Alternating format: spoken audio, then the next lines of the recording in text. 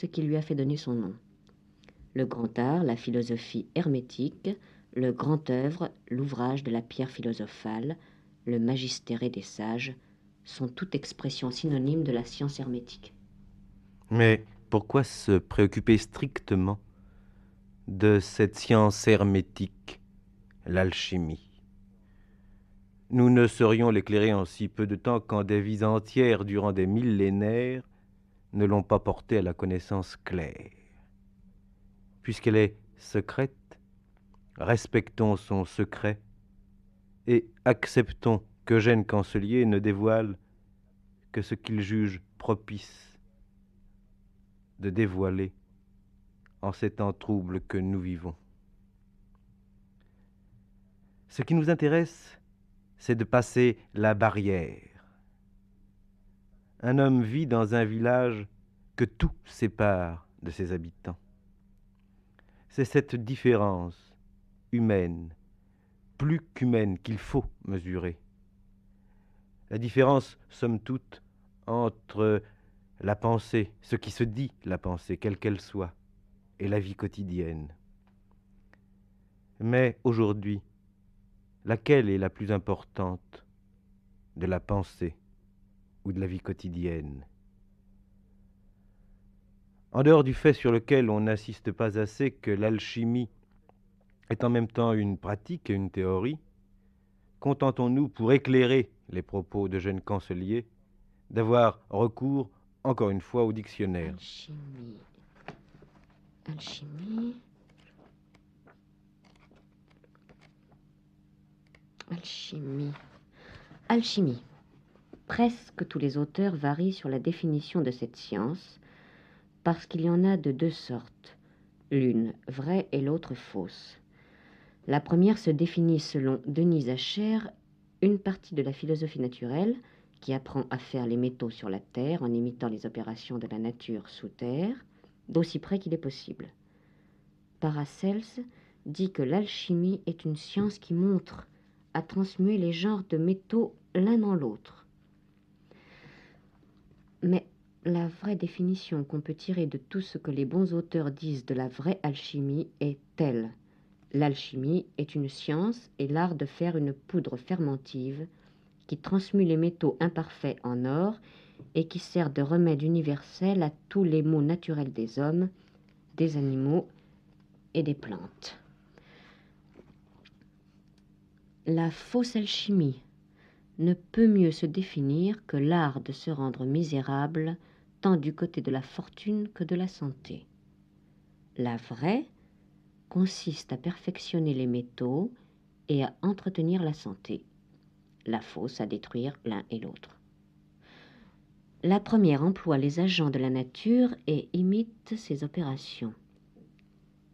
La seconde travaille sur des principes erronés et emploie pour agent le tyran et le destructeur de la nature. La première d'une matière vile et en petite quantité fait une chose très précieuse, la seconde d'une matière très précieuse, de l'or même, fait une matière très vile de la fumée et de la cendre. Le résultat de la vraie est la guérison prompte de toutes les maladies qui affligent l'humanité. Le résultat de la fausse sont ces mêmes maux qui surviennent communément aux souffleurs.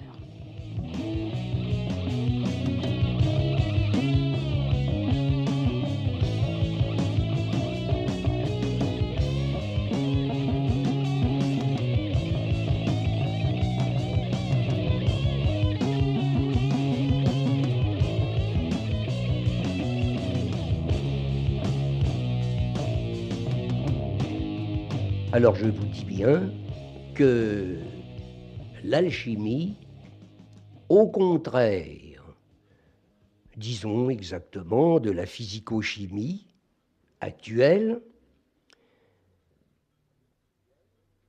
l'alchimie se différencie de la physico-chimie, quoiqu'elle-même soit une physico-chimie, soit même la véritable physico-chimie, la véritable agriculture céleste. L'alchimie ne travaille qu'en accord avec le cosmos. Et bien sûr, pour que l'action cosmique soit sensible au laboratoire, il importe que le ciel soit non seulement pur, serein, mais calme, oui, je dis bien calme, pas de vent, pas de pluie, de la clarté, les étoiles brillant par tout le firmament et la lune au milieu d'elle. L'alchimie, comme le disent les premières paroles de la table d'émeraude d'Hermès Trismégiste, la table d'émeraude, la table smaragdine, smaragdina, n'est-ce pas, la table d'émeraude, dit bien ce qui est en haut est comme ce qui est en bas, et ce qui est en bas est comme ce qui est en haut, pour accomplir les miracles d'une seule chose. C'est assez vous dire combien l'action réciproque du cosmos et de la Terre est importante pour l'alchimiste. Car attention, l'alchimie, c'est la science avec une grande S, la science. Et au niveau seul philosophique, en dehors de tous travaux pratiques au laboratoire, déjà, l'étude seule, la spéculation seule, au niveau philosophique, apporte à l'étudiant de très considérables satisfactions, des fruits importants. Maurice Sèvres, Delhi, 2e dizaine. Le naturant, par ses hautes idées, rendit de soi la nature admirable. Par les vertus de sa vertu guidée, s'évertua en œuvre émerveillable. Car de tout bien voir est Dieu désirable, parfait un corps en sa perfection, mouvant aux cieux telle admiration, qu'au premier œil mon âme l'adora, comme de tous la délectation, et de moi seule fatale Pandora. Les gens sont au courant. Je sais qu'il fait des recherches, je sais, mais quoi? Je sais pas. Non, sincèrement, je ne sais pas que je ne veux pas vous dire, je ne sais pas. Alors vous dire ce que je ne sais pas, c'est pas peine de mentir, hein. Non. L'homme tout court, ça n'est pas péjoratif, mon observation n'est pas péjorative. L'homme tout court, c'est-à-dire le commun des mortels, ne peut pas être sensible. Il faut tout de même se trouver au niveau du laboratoire. L'alchimiste sent bien la nécessité, le seul fait qu'il se mette au travail à l'aide des matériaux requis par la tradition. C'est vieux, je me souviens très bien du film, je vous dis, il recherchait... Mais c'est accepté comme une chose normale. Il cherchait la rosée du matin, il récupérait ça avec un drap pour récupérer la rosée, et après il le faisait bouillir dans une espèce de poterie, dans une espèce de cruchon en terre, pour arriver à en faire des... Un dictionnaire mytho-hermétique, rosée. Voilà, rosée. Rosée. Plusieurs chimistes ont regardé la rosée des mois de mai et de septembre comme la matière de l'œuvre hermétique, fondée sans doute sur ce que plusieurs auteurs ont avancé, que la rosée était le réservoir de l'esprit universel de la nature. François du Soucy, sieur de Guerzin, en fait un si grand éloge dans son traité qui a pour titre « Le projet de la création du monde » qu'il semble vouloir insinuer qu'en vain voudrait-on prendre une autre matière pour faire l'œuvre hermétique.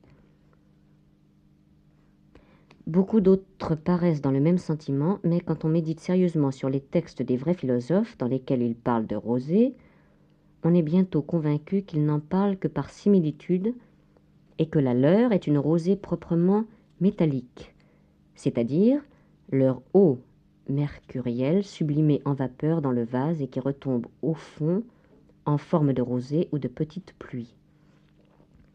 Ainsi, quand ils parlent de rosée du mois de mai, c'est celle du mois de mai de leur printemps philosophique sur lequel domine le signe des Gémeaux de leur zodiaque, différent du zodiaque comme on peut le voir dans l'article zodiaque.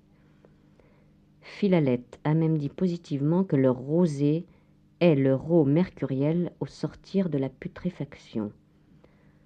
Rosée ou rosée céleste, Mercure des philosophes. Rosée solaire, voyez, pluie d'or. Et puis surtout, préparé longuement par ses études philosophiques. Ces études philosophiques, à savoir la lecture répétée des auteurs traditionnels. Au demeurant, la tradition n'est pas difficile plutôt à découvrir en alchimie, parce que depuis le plus lointain Moyen-Âge, les traités de toutes sortes, anonymes ou signés, ont été nombreux, se sont succédés quasi sans arrêt.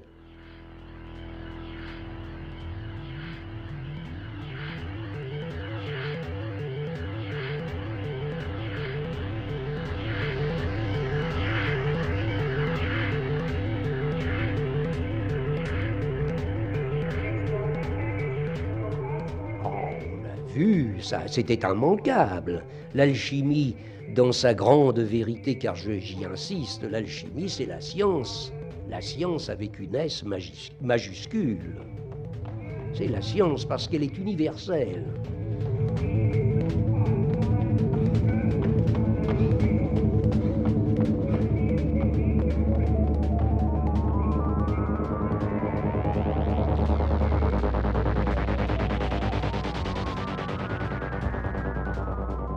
Or, j'ai toujours considéré, d'autres avec moi, que le seul fait de désirer, d'avoir le dessein de se mettre à l'œuvre, j'entends de manière pratique, c'est-à-dire positive, disons manuelle, c'est une grâce. C'est une grâce à la base. Parce que, attention, grâce à ce support qui est la matière, et c'est là que je réponds à votre question, grâce au support que constitue la matière, l'homme est pénétré de forces dont il n'avait aucune idée. Il doit y avoir entre l'alchimiste, entre l'artiste, car l'alchimiste œuvrant était appelé l'artiste, c'est l'artiste par excellence. Celui donc qui travaille manuellement avec les matériaux requis est très rapidement en communion étroite avec la matière. La matière devient son support, c'est la mère, la matière. Là, il y a un jeu de mots un peu kabbalistique de notre kabbale phonétique occidentale, mais la matière, c'est vraiment la femme, c'est la mère. C'est la mère qui soutient l'alchimiste et qui l'aide. C'est la femme qui l'aide dans ses travaux. Don Pernetti, dictionnaire mytho-hermétique. Article femme. Article femme.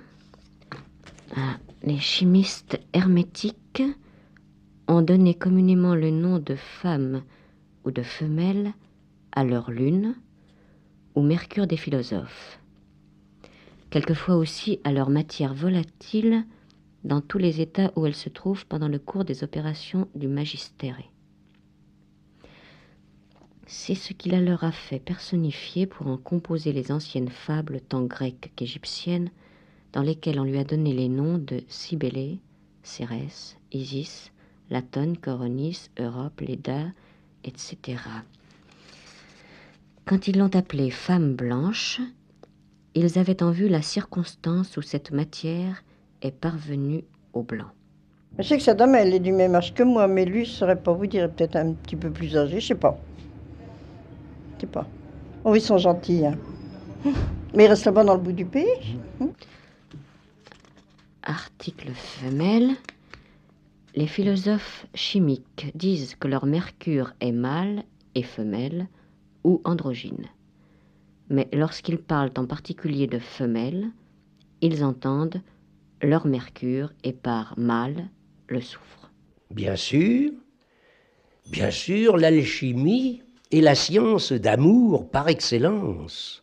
D'ailleurs, les amateurs de la science s'appelaient les amoureux de l'art, les amoureux de nature.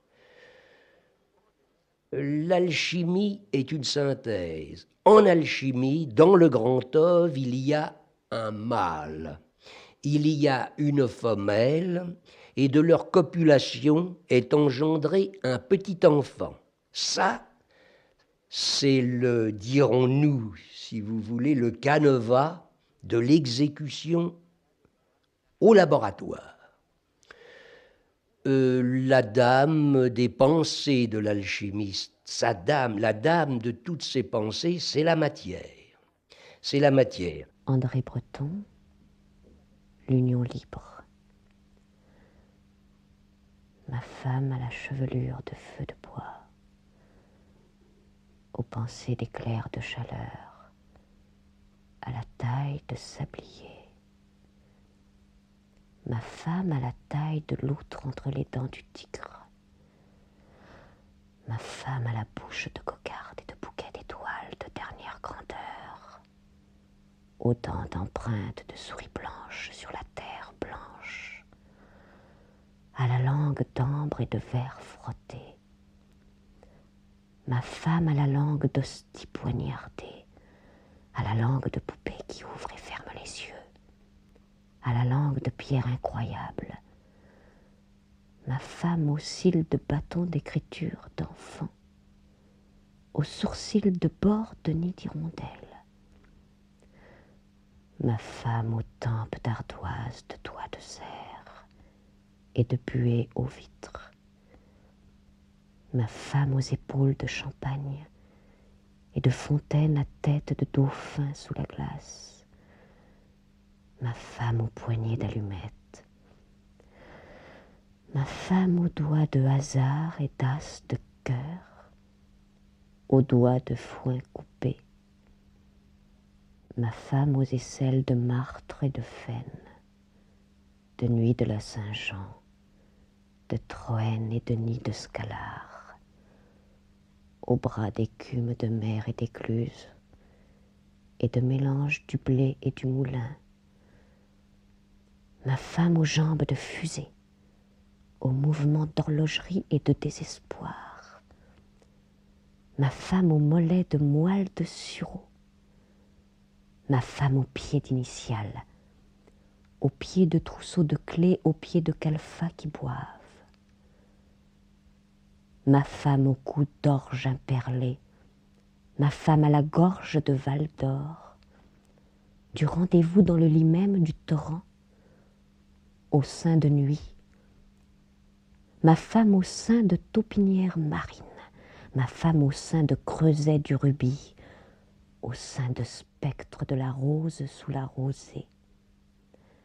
Ma femme au ventre de dépliement d'éventail des jours, au ventre de griffes géantes. Ma femme au dos d'oiseau qui fuit vertical, au dos de vif argent, au dos de lumière, à la nuque de pierre roulée et de craie mouillée, et de chute d'un verre dans lequel on vient de boire. Ma femme aux hanches de nacelle, aux hanches de lustre et de pennes de flèches, et de tiges de plumes de pan blanc, de balance insensible. Ma femme aux fesses de grès et d'amiante, ma femme aux fesses de dos de cygne, ma femme aux fesses de printemps, au sexe de glaïeul, ma femme au sexe de placère et d'ornithorynque, ma femme au sexe d'algues et de bonbons anciens, ma femme au sexe de miroir, ma femme aux yeux pleins de larmes, aux yeux de panoplie violette et d'aiguilles aimantées, ma femme aux yeux de savane, ma femme aux yeux d'eau pour boire en prison, ma femme aux yeux de bois toujours sous la hache, aux yeux de niveau d'eau, de niveau d'air, de terre et de feu. Ah, voilà ce que je voulais vous dire exactement. C'est que l'alchimiste, lui, ne peut pas, dirais-je vulgairement, dérailler. Il travaille avec un support, la matière. Il est à l'abri. D'ailleurs, on le voit sur une planche de l'Atalanta Fugiens de Michel Maillère. L'alchimiste est en chevalier avec son épée et il est à l'abri derrière une femme nue et qui semble le protéger, comme tout à la fois il semble lui la défendre. N'est-ce pas? C'est pareil. Cette matière protège l'alchimiste. L'alchimiste travaille d'une manière positive, scientifique, et n'est pas menacé de déséquilibre.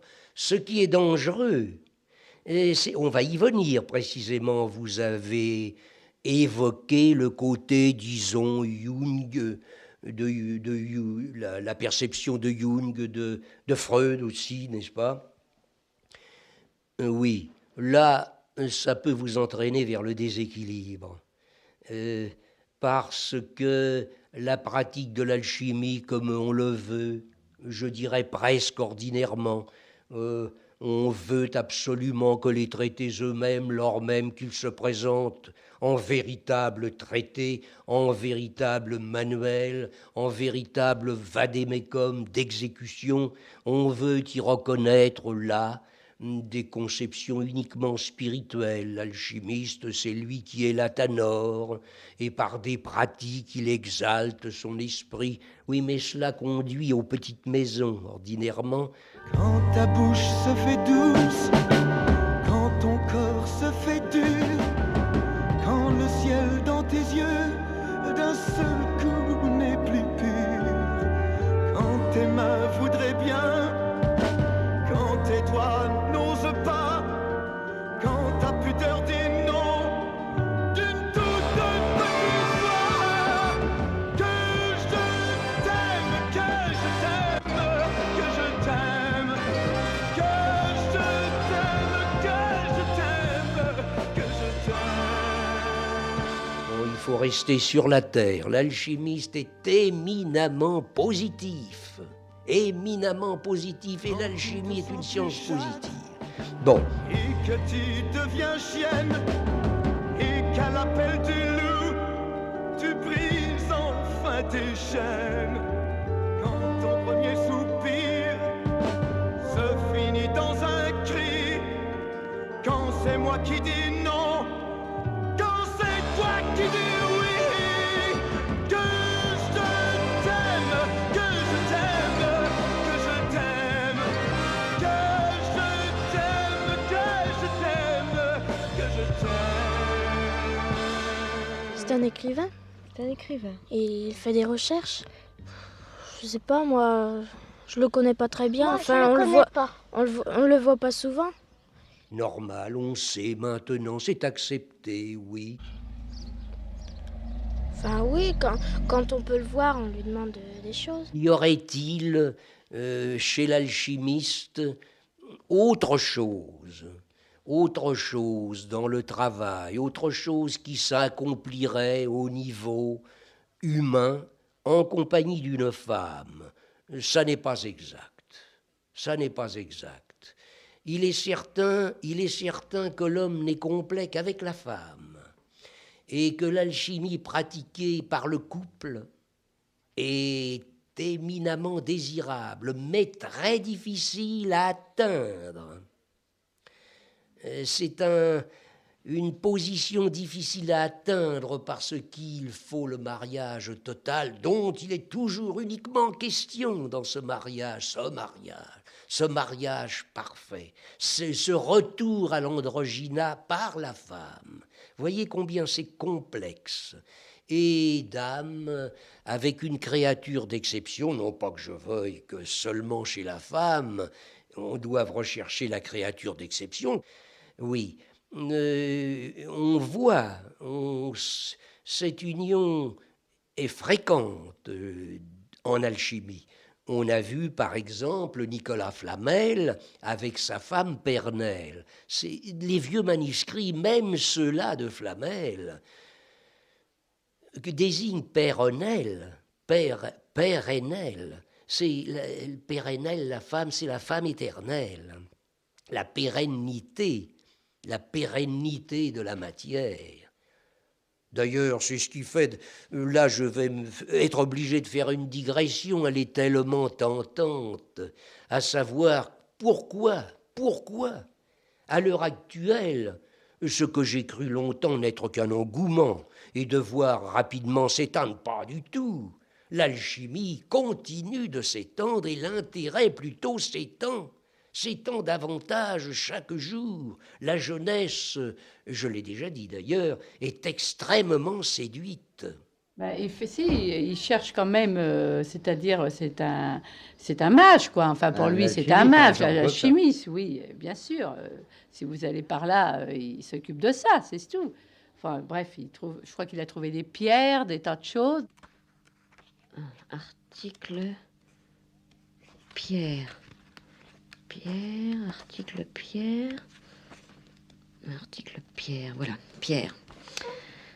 Pierre se dit en termes de science hermétique de tout ce qui est fixe et ne s'évapore point au feu. Pierre que Saturne avala et rendit ensuite. Ne signifie autre chose que la matière fixe de l'œuvre qui se trouve dissoute et confondue avec la volatile pendant la putréfaction appelée Saturne. Il la vomit, dit la fable, et elle fut déposée sur le mont Hélicon, parce qu'après la putréfaction et la dissolution, cette matière volatilisée se fixe de nouveau et redevient pierre. C'est pourquoi la fable dit que Saturne fut obligé de la vomir. Pierre philosophale, résultat de l'œuvre hermétique que les philosophes appellent aussi poudre de projection.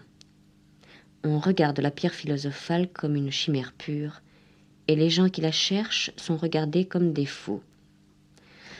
Ce mépris, disent les philosophes hermétiques, est un effet du juste jugement de Dieu qui ne permet pas qu'un secret si précieux soit connu des méchants et des ignorants. Les plus célèbres et les plus savants chimistes modernes, non seulement ne regardent pas la pierre philosophale comme une chimère, mais comme une chose réelle. Bécher, Stahl et nombre d'autres l'ont défendue et soutenue contre les assauts répétés de l'ignorance et des gens qui, pour l'ordinaire, s'élèvent contre elle, sans en connaître autre chose que le nom. Voyez le discours préliminaire du traité des fables Égypte et grec dévoilé. Voyez alchimie. Pour revenir, je parlais de Flamel et de Pérennelle, n'est-ce pas, la femme éternelle. Mais vous avez dans le mutus liber, c'est la même chose. C'est un homme et une femme qui manipulent tout au long de ces très curieuses images. D'ailleurs, c'est le livre muet, le liber mutus, n'est-ce pas? Il n'y a pas de parole. Ce sont les actions du couple, d'un bout à l'autre, au centre, au milieu d'un décor de cornues, de plats, de foyers, donc rien qui appelle guère la sexualité banale, n'est-ce pas? Non. Encore que l'alchimie, vous avez raison, éveille cette idée d'érotisme. Mais la jeunesse veut du nouveau. Et dame, si l'alchimie en apporte du nouveau, au simple plan philosophique, au simple plan de l'étude livresque, pour peu qu'on s'adresse à la littérature classique de l'alchimie, qui est considérable, eh bien, les fruits sont nombreux et savoureux. Et l'alchimie apporterait à la jeunesse précisément ce qu'elle attend. Évidemment, l'alchimie apparaît contestataire. Vous l'avez vu dans mon dernier livre, d'ailleurs je n'ai pas craint de le dire, évidemment, elle est contestataire. Elle est très différente des chemins battus depuis si longtemps. C'est tout autre chose C'est tout autre chose, n'est-ce pas? Comme je vous le disais tout à l'heure, c'est le départ du général, de l'universel vers le particulier, et non pas l'inverse.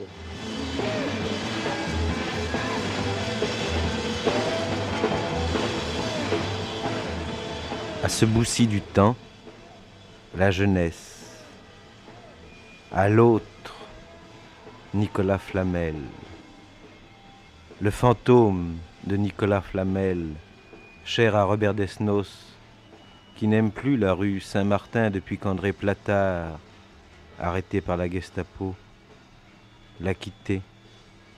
La rue Saint-Martin fait se lever du trou où elle dégringole de gravat en gravat le souvenir des Halles.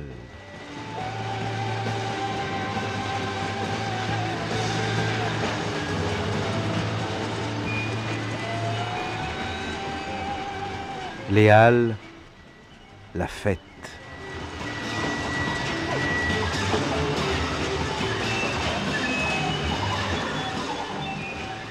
Les Halles, la fête. La confusion sans distinction de sexe. L'adolescence éternelle. La communion.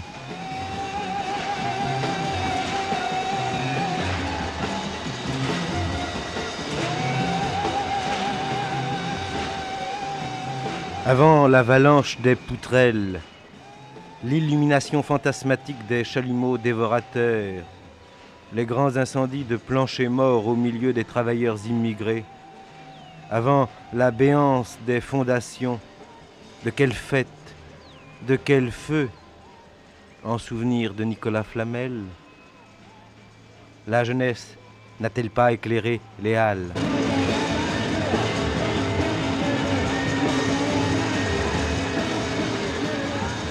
Mais il n'est pas impossible qu'il y ait là une influence occulte, qui est un rapport avec ce que je vous ai exposé tout à l'heure. Ça n'est pas impossible. Ah oui, oh, c'est un haut lieu, cet endroit.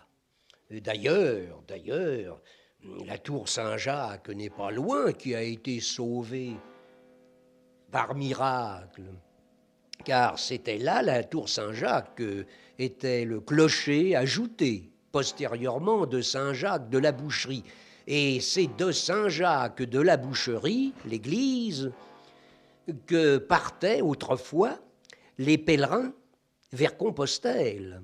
Et c'est de là qu'est parti lui-même Nicolas Flamel dans son fameux voyage rapporté dans le livre des figures hiéroglyphiques. Les pèlerins partaient même d'une rue qui en dit long par son nom. C'était la rue de la Pierre au lait. C'est assez étrange, ce lait qui part de la pierre. C'est le lait de la Vierge. C'est le lait de la Vierge. D'ailleurs, il suivait la voie lactée, la voie du lait. S'en allait vers Compostelle. Compostelle, qu'est-ce encore que ce mot? Compos, c'est le maître. L'étymologie est évidente. C'est le maître. Stellé, le maître de l'étoile. Car celui qui atteint à l'étoile des mages, déjà, est sur la bonne route. Je parle là, au niveau du laboratoire. Car au niveau du laboratoire, Philalèthe l'a bien dit dans son entrée ouverte au palais fermé du roi, c'est l'étoile qui, au laboratoire, l'étoile du Nord, qui conduit l'alchimiste et le maintient sur la bonne route. Et cette étoile est évidente, cette étoile, on la voit, on la touche, on la sent. Elle sent l'encens d'ailleurs. Un peu chauffée, elle dégage l'odeur de l'encens. Ce sont quelques détails techniques que je donne au passage.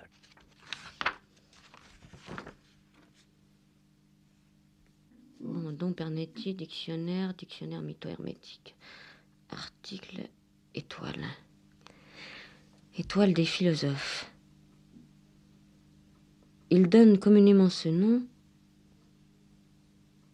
aux couleurs qui surviennent dans le vase pendant les opérations du grand œuvre. Mais ils prennent ordinairement les termes de planète et d'étoile pour signifier leurs métaux, ou les planètes terrestres, c'est-à-dire les métaux vulgaires. Étoile au couchant, sel armoniaque. Étoile de la terre, talc. C'est assez curieux que cet attrait de la jeunesse vers ce quartier et dont on s'étonne qu'on veuille le détruire avec tant d'acharnement, mais je tremble en ce moment précisément parce que je l'ai vu, rue de la Ferronnerie, les arcades qui supportent les immeubles. Sur la rue de la Ferronnerie, ce sont les arcades du charnier des innocents. Est-il pensable, par exemple, qu'on ait totalement démoli la rue des Nonaindières? La rue des Nonaindières, avec toutes ses façades du XVIIe, du XVIIIe, tout cela remplacé par le ciment. La rue des Nonaindières qui ne devait rien à la salubrité, qui était large, et la belle enseigne hermétique, rue des Nonaindières, je l'ai déjà demandé dans une revue, dans une chronique, qu'est devenue l'enseigne du Gagne Petit, en pierre, au premier étage, sur une maison du XVIIe, qui avait gardé ses peintures, les 3 peintures du grand œuvre, les 3 couleurs plus exactement, pardon. Qu'est devenu ce Gagne Petit qui affûtait le fer? Ça, c'est alchimique. Avec l'eau qui tombait de son sabot, d'un sabot. C'est le roi Bissoli. Pompiers, pompiers, j'ai des pompiers dans mon zizi. Pompiers, pompiers, j'ai des pompiers dans mon zizi. Pompiers, pompiers, j'ai des pompiers dans mon zizi. On est moins loin des Halles qu'on en a l'air. C'est Jacques Higelin qui prend son pied. Quand tu poses ta tête, lourde tête, sur mon genou, je deviens fou. Si je deviens fou, faut m'enfermer. Ça coûte des sous à la société. Bien sûr, prendre son pied, c'est une expression assez vulgaire qui s'en va même loin du côté de l'érotisme, si on veut, au niveau argotique. Voyez-vous le jeu de mots avec l'art gothique?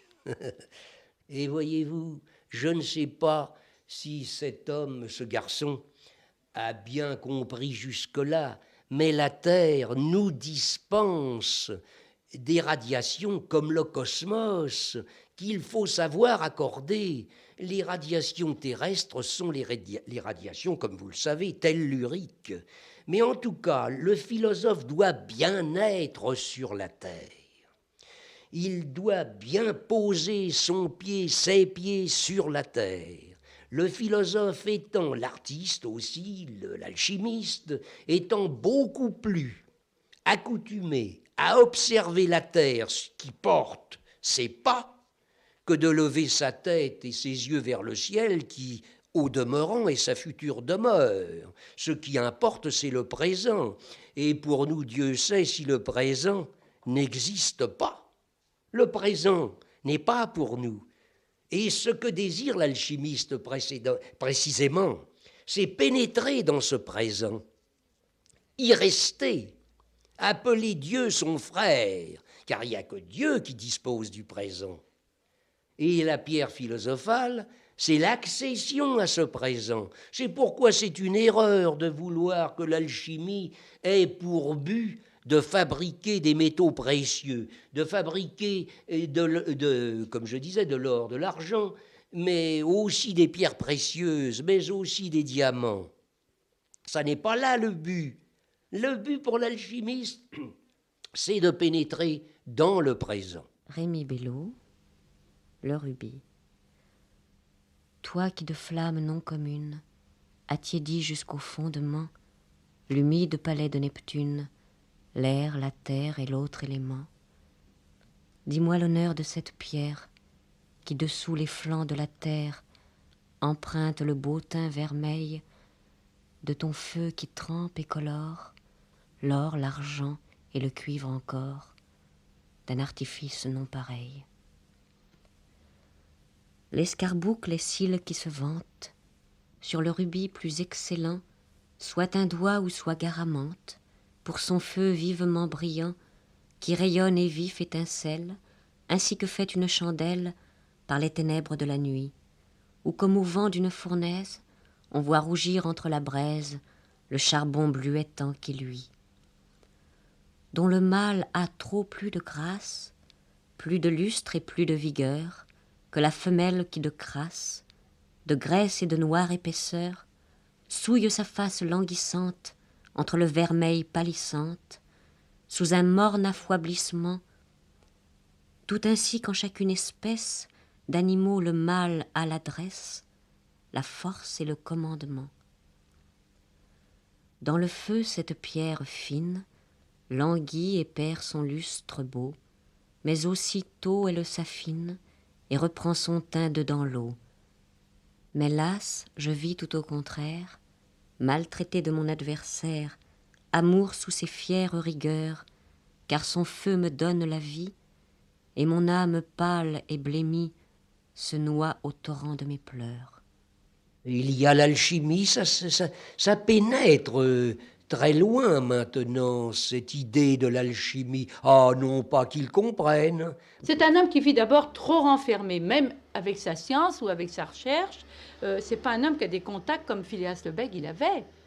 Non, ça. Vous voyez, Phileas le Bègue, tout en faisant ce qu'il faisait, il venait à cette époque-là à la forge, il venait ici. Vous voyez, moi ici, c'est une plus vieille maison de l'Oise que j'ai. Et il venait à ce comptoir-là, il aimait causer avec tout le monde. Vous voyez, c'était pas que Monsieur Concellier n'est pas ça. On peut pas dire que c'est ça. Vous voyez, c'est un autre genre. Hein? C'est un homme plus lointain que tout le monde, moins près des choses et des gens du pays. Il n'est pas d'ici, d'ailleurs. Hein? Je ne sais pas d'où il est, mais il n'est pas d'ici. Il n'est pas d'ici. Alors que Phileas le Bègue avait vraiment les entrailles ici, et sa nature de l'Oise, c'était quelque chose d'important. Et Phileas le Bègue, justement, était très, très recherché là-dessus. Hein? Oui, il connaissait aussi, beaucoup de choses comme ça, Phileas le Très Bègue. intelligent, Phileas Oui. le Bègue, c'est pas pareil. Un homme qui avait beaucoup voyagé, c'est en Russie, partout. Lui, oui, ce qu'il faisait, c'est un homme qui a beaucoup voyagé, qui était tout le temps parti. Il a visité Il était très intelligent. toute l'Europe. Hein. Très intelligent. Je vous dis, il était en Russie, partout. Oui, c'est un homme très intelligent. Vous voyez, moi, je suis revenue une fois, à l'époque, il y avait une chaise de poste qui faisait, il n'y avait pas de poste, il n'y avait rien, c'était une chaise de poste. Je suis revenue avec des enfants, avec mes 2 enfants, dans cette voiture de poste avec Phileas le Bègue. Parce que toi, je crois que ta mère, elle est un peu légèrement parent de très loin, oui. Et donc, il me connaissait et je savais que je m'appelais Madame Godin. Et j'avais mes 2 enfants. Il revenait de Russie cette fois-là. C'était la première fois qu'il allait en Russie. Et cet homme-là était émerveillé.